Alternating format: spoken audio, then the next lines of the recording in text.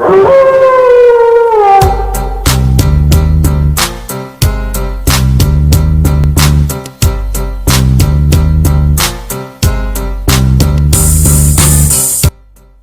it do, baby? What's up? Y'all know what it is. This is your Heard I Said Wrestling Pod. These will be Temple there, aka They Don't Want None. Yeah, I know. Busy January to start off 2022. And damn it was the debut of AEW Dynamite on TBS. They've been fucking promoting this like crazy, showing you the old big nets of how it used to look when WCW used to come on TNT and how all the old shows. They've been ready for this. But they've been getting ready for this. Also promoting the new Ladies TBS Championship will be featured on this show. But we ain't gonna keep you waiting because an instant classic started off this fucking show. It was the rematch. Hangman Adam Page, your All Elite Wrestling World Champion, going up against the American Dragon, Bryan Danielson, for the second time, baby, in literally 3 weeks, basically. The first one, 60-minute draw. Good ass match. And damn it, I gotta give him credit. This match was just as good, if not better. Only because we had an actual ending. It's the same as that. This wasn't 60 minutes. This was about 35 minutes. But damn, it was a good ass match. One thing before I get into this, AEW loves to bust their wrestlers open. Every other match, somebody gotta bleed, yo. Every match. Now, Bryan Danielson actually got busted open. He was actually busted open. Hangman started headbutting him and shit. You saw Hangman did not get busted open. What happened? D-Ron did a drop toe hold outside the ring on the steel steps. Then after that happened, the referee got in the ring. He told Bryan, "Get back in the ring." And he went over to Hangman to make sure he was cutting himself. Yes, that's exactly what the hell happened. That's exactly what the hell happened.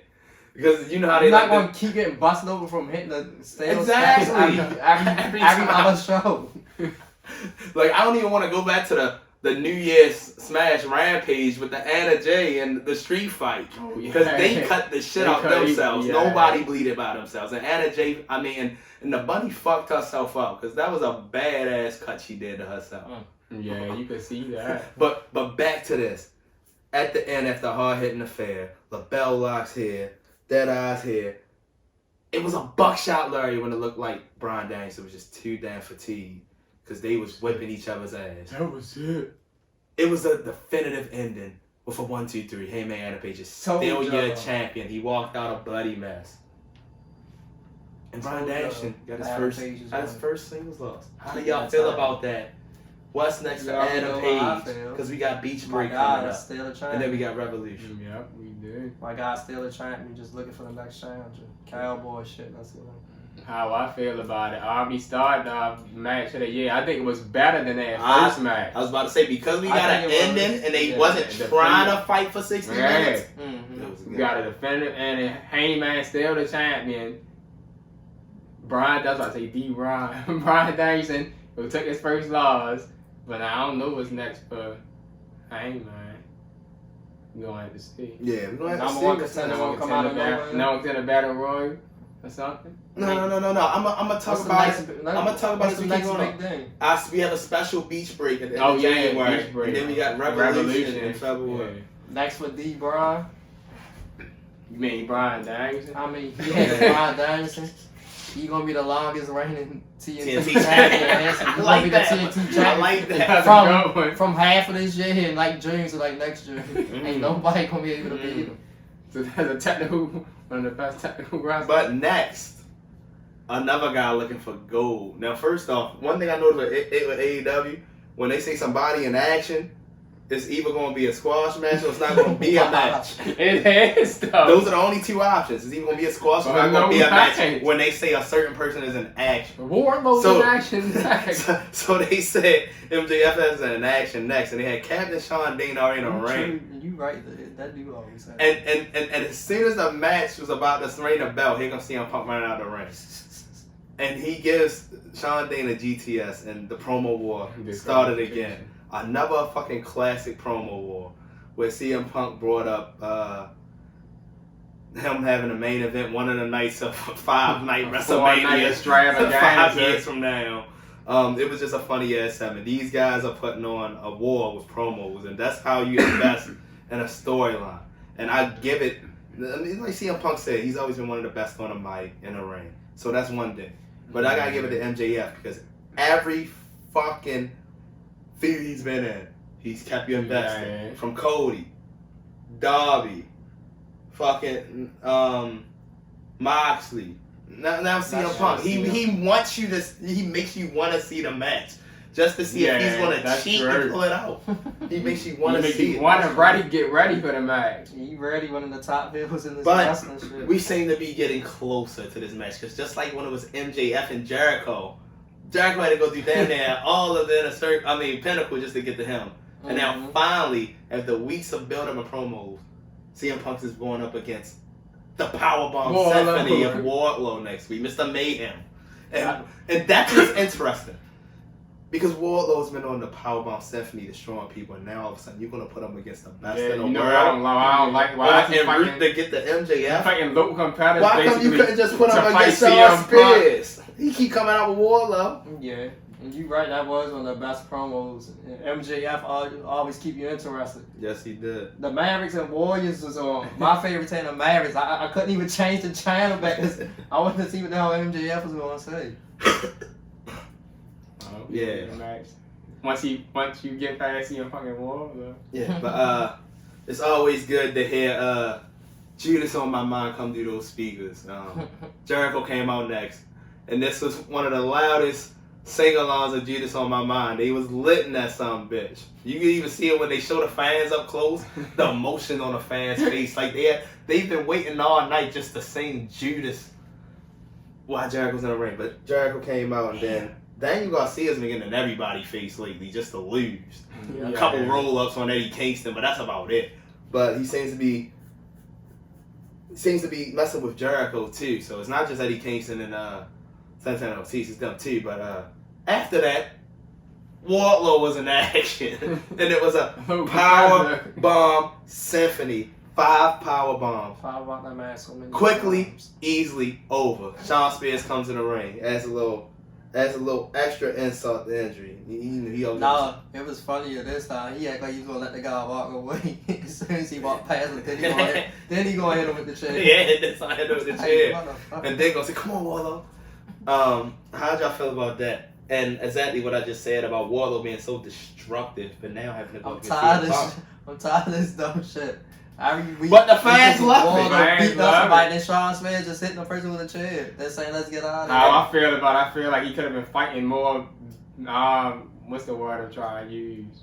More formidable opponent. Yes, he's going to do the ride backstage right now. I said that. Why would you have him fighting them? But why go do the ride backstage when your first person fight was against Cody? Exactly. And then you've been fighting nice people since. And then more than likely he's not gonna beat CM Punk. Like, I'm not saying they can be Seidel's or something. Yeah, like he was fighting like at first. They ain't gotta be this nigga. It look like they starting over from you already been there for 2 years. It is. Everybody this person has fought the last 2 months has already been in a ring waiting for him. And I just want to bring this in. Now he about to lose between the last Dynamite and Rampage, as we talk about Wardlow MJF. First of all, it seems like the Pinnacle is never all together anymore. No. Ever since Spring Stampede, they don't even play the Pinnacle song. Everybody just play their own song anymore. I don't even know if it's still a Pinnacle.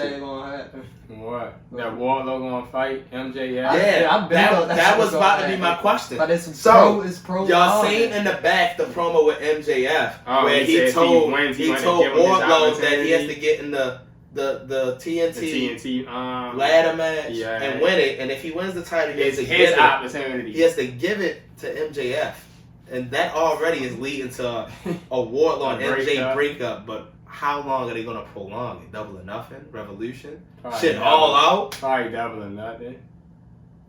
I mean, I don't know, maybe Revolution might be too early. Honestly, they've been bumping heads for months. Yeah. And then Wardlow just say fuck it and fall back in line. Away. Yeah. So, I mean, it's been brewing for a minute. So, but hopefully when he does part, he gets a Omos type push. Yeah. Because that's what's about to happen for the boy Omos. Omos about to go on a 10. Ain't stopping Wardlow. He about to go on a 10. But the next match, which I thought was going to be the main event, because this is what the show was about. It was for the first ever Women's TBS Championship as I will keep saying, bigger than the All Elite Nice Wrestling looking Women's title. World Championship. Nice Pretty title, I too. wonder how long it's going to take for Britt Baker to start arguing about her title. Now, they stretched this tournament for about 3 months, B. 3 months. They had definitely about a did. 2-3 week gap where they didn't have any No match on the matches. tournament. So, we get here, the finals. It's the runaway Ruby Soho. It's the undefeated Jade Miss Cargill. And it was not a shot of a doubt. Jade. I don't even know how anybody who's been paying attention to AEW can even think that Jade Cargill wasn't at least going to be in the finals, let alone win this shit. Now, I know Big Swole and the Tony Khan situation. We've been talking about it. This wasn't a slap in the face. We could tell that Jade Cargill wasn't losing no time soon. If you paid attention to all the behind the scenes stuff, Rose to the top, all other stuff, they've been branding her to be the top star of the women's division after Britt's time is up. They've been doing that. So why would you not think they made another title just for her? And she was the only person in there that was undefeated, and they were putting her against people that they knew she could beat. She was protected by Brandy. So all this, nobody on TV looks like me. That woman's daughter has been in the audience half of her matches. Every match. Half her matches she's been in the audience. So that was a lie already. I see her daughter almost every fucking Dynamite. So then, like I said, I know everybody wanted Ruby to win, boom, boom, but I knew she was. She's the first ever TBS champion. She's gonna dominate probably this whole year with that title. So all that, I know it's not enough diversity, but when you want to talk about, when people want to compare champions here, champions there, WWE been doing a good ass job with their champions. I don't care how much people like to hate. Now, do they make mistakes sometimes, like the Big E? Yeah, that was a big fucking mistake in my opinion. Darren doesn't agree much so, but you want to talk about who's the most consistent champion right now, besides Roman Reigns, basically, it's Jade Cargill, because the woman came in undefeated and she's about to dominate 2022. The whole year. How'd y'all feel about this match? And the interference of All Elite's new signing, Mercedes Martinez. She's been everywhere. NWA this year, Impact. How I felt about I've been rooting for Jade the whole time. Even already saying it. She got to finish her out the top rope, so you knew that was game anyway. Jaded, goddamn. You got to see the Arlington. So look at the first ever TBS. I feel like this, and to be honest, before you go, this was more protection. This set up because Thunder Rose is a fan favorite. Yeah. So that's what I was gonna say. I'm not gonna say Jade Cargill has been looked at as a heel or face. She's been looked at like I'm that bitch. She's dominant, like she's been saying. So she wasn't nothing. So to her, it didn't matter how she won. And plus, she wasn't looking when it happened. So to her, it was like, oh, this bitch came out to help me out of the match because she don't like Thunder Rosa. So it fitted that. Yeah. That's what I was gonna say. Once I seen her beat Thunder Rosa, I was like, she won in that. Because Thunder Rosa was the most formidable person. Because Ruby just had a title match against Britt Baker not too long ago for the women's title. Mm-hmm. So it was to break this title in, you needed somebody new. Exactly. Fresh to win. You don't want to bring in some usual person that you just brought in from somewhere else or you didn't had in the company 3 years. This is a fresh title. It needed a fresh face. All right. I agree with that. Finally got a African American or black, whatever you want to call it. Yeah. Champion AEW since Scorpio Sky. Since Scorpio Sky. In 2 years. Does he really count? He was the first. Scorpio Sky's mixed. He was the first. A lot of black people. These black people. Scorpio Sky mixed. No, you know. They still. They still black. How you know? They might not claim that side. Come on. He may not be Nigerian royalty. But our next match was just another match in a long line. Now, if you've been watching and paying attention, the House of Black is coming. It's coming. If you've been paying attention to the signings, if you've been paying attention to what Malakai Black's been doing, he's not about to be alone. Mm-hmm. So this was the start. It started off with the mist on Julia Hart. And then the ass kicking on Griff Garrison. And now it's Brian Pillman's turn. Russell. Now, I give credit to AEW because they signed Brody King. A lot of people don't even know that for the last 2 months, him and Malakai Black are the Pro Guerrilla Wrestling Tag Team Champions under the House of Black name. So if you pay attention to wrestling, not just the big ones, and you know Brody King's been signed, you know that a stable's coming. Yeah. It's coming soon. And after the match, lights went off. And they teased the shit out of it. But it was just Malakai leaving. It was gonna get teased a little bit. But this was a no-brainer. Malakai Black for the win. How do you feel about that? And how do you feel about the incoming House of Blood? I'm ready. Malakai got his stable going. Think they ready for Getting busy. I think they need a new stage. I feel like Malakai's about to get the chance to do some shit that he probably wanted to do. Yeah, if he was able to stay in NXT, but main roster just changed them all up, have him sitting in dark rooms and shit, waiting for people to knock on his door. I feel like I feel like a stable suits Malakai Black or what? Like him being a leader of a stage, of a hell stage. And basically, I think it is a continuum from what he was doing in WWE before they let him go. Yeah. Well, I mean, he was doing after that knocking on the door stuff. That's when he started having the stuff on his face. Promos, telling stories about stuff before he came out there. That's probably what he was leading to before he got released. I think it was leading to something he's doing. Now he doing what he want to do. Yeah, I feel like he got more creative freedom. Yeah, they gonna let him run. No Tony Khan gonna let him do some scary stable shit. Lights always going off. People always getting missed in their face. You know, Vince might gonna have that'll be cool to see. Yeah, this some different shit. Some twisted Ministry of Darkness shit to the third level. The Ministry of Magic. But your main event, which was surprising. There was a lot going on with this main event. It was for the All Elite Wrestling World Tag Team Championships. It was the Jurassic Express, Lucha Bros, and Jungle Boy. For the 10th plus time. Going up against Rey Fenix, Penta, Miedo. The Lucha Brothers. Lucha Brothers, man, what can you say? And then you had Jungle Boy to the match. Damn good ass match. Probably the best. It would have been the best match of the night if the AEW Championship wasn't on the match and Bryan Danielson wasn't fighting. Yeah. But it was a good ass match. There were spots everywhere. Just to point out the big spot, Rey Fenix dislocating his elbow when he got chokeslammed through the table by Luchasaurus. None of us are sure. It's just my opinion that I feel like the ending of the match may have been changed.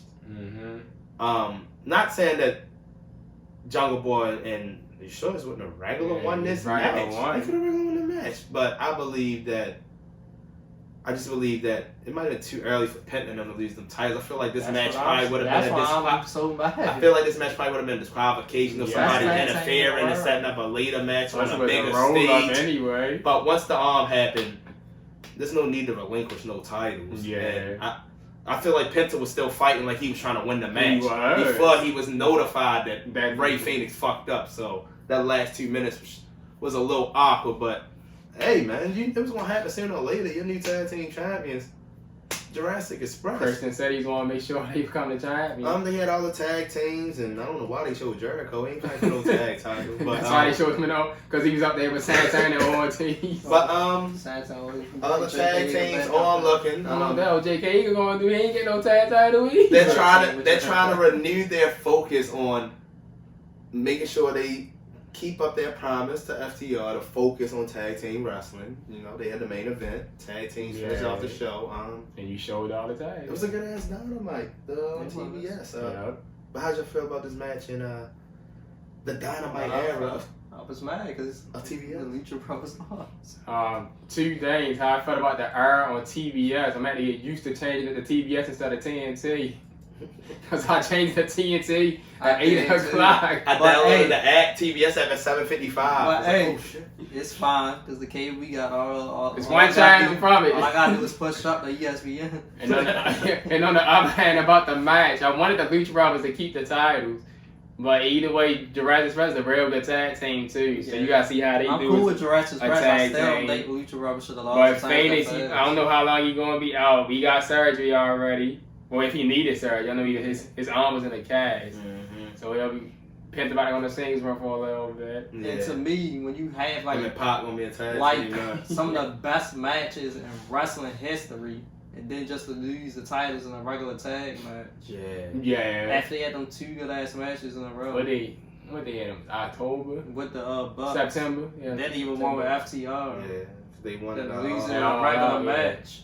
They had to start it for 4 Sometimes I bro. just don't like that. Yeah. Yeah, to lose it that Like I way. said, I understand there was Dynamite on TBS, but all you did was change channel. You still Yeah, get 2 hours show on that's all Wednesday. they did. I needed that to happen on a pay per view or a special or something. This is their pay-per-view. Fair special. TBS premiere. But No, they trying to get them viewers for the premiere. how did y'all feel about Dynamite? Very good show to start the year. Start off on TBS. They did That's that how shit. you do it. That's how you do it, AEW. They did that shit, y'all. As we said, there's a lot more wrestling. We gonna keep it going. We ain't done. It was good as shit. Y'all heard what they said. This is your Heard What Said Wrestling Podcast. These will be top Yes, songs. sir. Darren, aka and whatnot. And we out. We see y'all later.